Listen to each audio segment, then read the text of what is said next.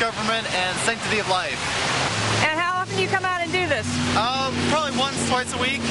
Really? Yeah. For how long have you been doing this? Oh, well, since the primary. Yeah. We started back up this week heavier because we're getting closer. We're down to a week now, so it's time to get out and get as much energy going as we can. We appreciate your support. Thank you. I'm Dave Peterson. I'm a volunteer for Lisa. Well, Miller scares me. I don't like the way he comes across. He does not seem to be too truthful with some of the things he's putting in his ads, and I just do not want to see him elected. Some of the volunteers we met from the amazing Senate campaign here in Anchorage. One of the things that is awesome about Alaska is that when the rest of the country talks about and rhapsodizes about and makes stuff up about the Founding Fathers, here, the Founding Fathers are still around. The state is only 50 years old. So if you have a question in Alaska about original intent or something like that, you can just call one of the surviving delegates from the Alaska Constitutional Convention, like, for example, Vic Fisher, who joins us now.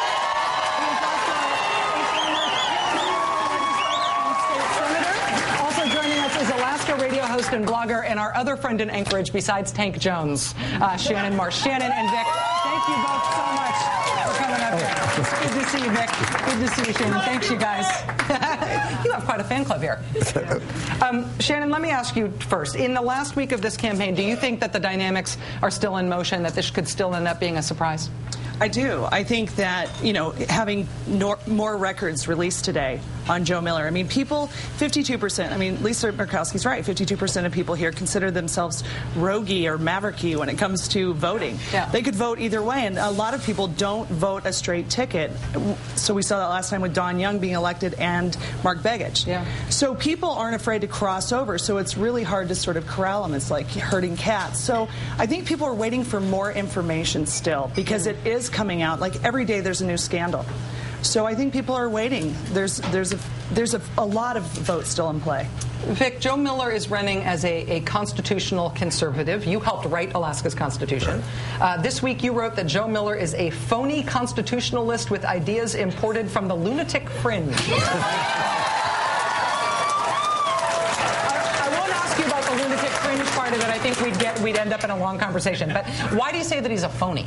Well, because he claims to be a Yale Law School graduate, and I would think that a Yale Law School graduate would understand that a constitution is a framework, a foundation for the future. It's not something that is designed to be static and forgotten forever. It's just like the Alaska Constitution. We wrote it 55 years ago.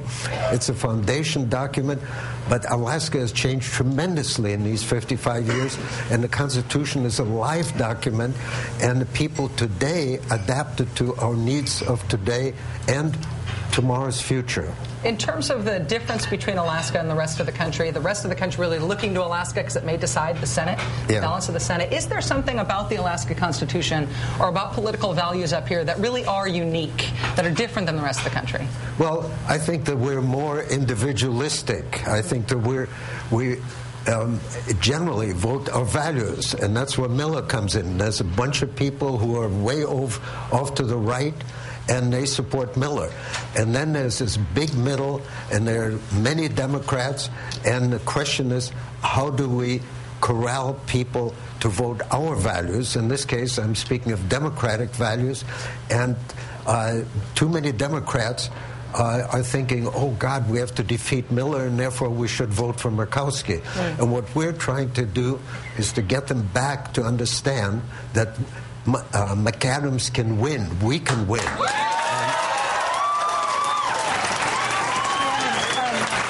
terms of the fight that brought us into this weird three-way race, I don't think I knew before I got here that at least I didn't think before I got here, that what's going on in Miller v. Murkowski is sort of just the latest manifestation of the conservative movement trying to corral the Alaska Republican Party like they always have. Do you see this as discontinuous from that history? Is this unique, or is it just part of that long history?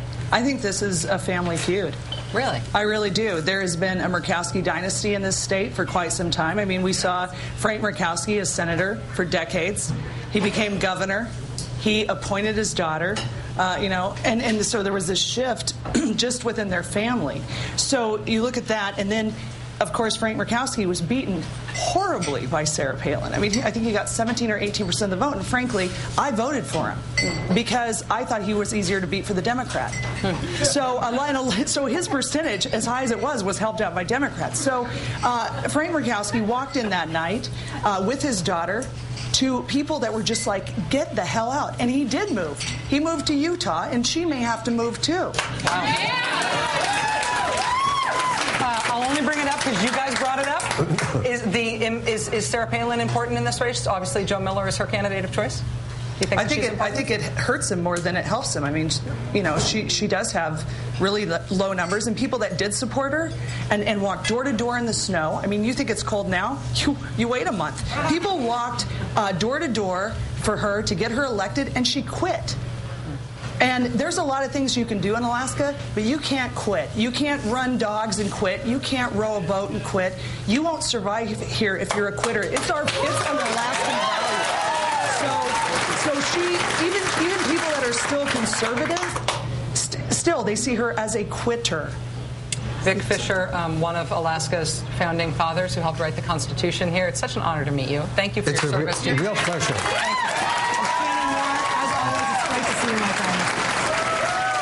More of the wild and wonderful lengths that we had to go to try to meet Joe Miller here in Alaska when we come back.